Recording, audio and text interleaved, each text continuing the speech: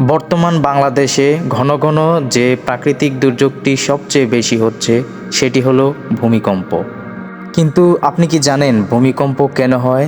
তা জানাবো এই ভিডিওতে। এই ধরনের ভিডিও পেতে অবশ্যই আমাদের ইউটিউব চ্যানেলটি সাবস্ক্রাইব করে রাখবেন। তাহলে চলুন জেনে নেই যে ভূমিকম্প কেন হয়। পৃথিবীর উপরিভাগ যাকে আমরা ভূপৃষ্ঠ বলি সেটি আসলে একক কোনো খোলস নয়, বরং সেটি কতগুলো খণ্ড খণ্ড প্লেটের সমন্বয়ে তৈরি, যেগুলোকে আমরা টেকটনিক প্লেট বলে থাকি। আর এই টেকটনিক প্লেটগুলো স্থির নয়, চলমান।